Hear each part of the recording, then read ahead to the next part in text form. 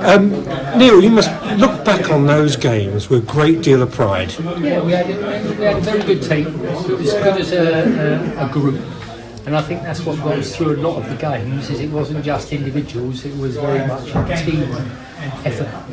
When did you feel the cup run was starting? Was it from the first very game in the FA Cup, or did you feel there was a bit of momentum? So we started in preliminary rounds that year, and we had a good run up until sort of Hornchurch. And then, from my point of view, I got injured at that point, and then my first game back was Southend. So that was when we drew away at Southend. I knew that was when we had something a little bit special going on. You mentioned Southend. Would you like to talk us through the goal? It was something we used to do quite a lot actually, is the ball's played up to the centre forward, and as he chests it down, as it hits the ground, I hit it. And we'd scored 2 or 3 goals like that. It just happened again at Southend. So when you saw you got Leicester in the next round, did you think great news or good news or bad news? I was a little bit gutted really, because I would like to have played first division team at the time, but they were winning the second division, so it was bittersweet, I guess. Would have liked a bigger team, but Leicester were good one. But what a night! Yeah, what a night. Yeah. What was the atmosphere? Just describe the. I know it's a long time ago. Describe the atmosphere. Oh, the atmosphere was very Harlow atmosphere actually. There was they said the official attendance was something like 9,000, but it was far more than that. It was packed, and it was absolutely spine-tingling to come out and listen to the roar. And I never forget the "Come on, you Reds, come on, you Reds." It was something really special. And when the final whistle went, what was that like? Or when the goal went in, you scored and went 1-0 up.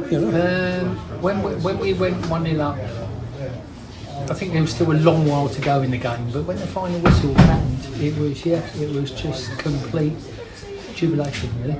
And then all the attention, the press attention, etc. What was that like? Well, it was the typical Andy Warhol bit, your 15 minutes of fame, and that was our 15 minutes of fame, and it was wonderful at the time. And Watford? Watford, yeah, it was. We took a lot of people from Harlow down to Watford. They actually had their record gate receipts that day, and it was I thought 10 minutes of the second half we didn't play very well, and 9 times out of 10, 99 times out of 100 in that last minute, Peter Twigg would have scored, and unfortunately missed. But that would have been the icing on the cake if we'd have come away from there with a draw. But do you look back on it a few years later now and think, so much pride, you think, I was part of that, I was part of history? Yeah. I think we were a good team at that time. The season before, we'd won the First Division in the Isthmian League and won the Essex Senior Cup, and this rolled on. It was a very good side. I just finally would like to say thank you to Ray for organising everything today. Oh, I think he's been absolutely wonderful, and all credit to him. I think it was a good idea, wonderful. People I haven't seen for 40 years. That's made it all worthwhile.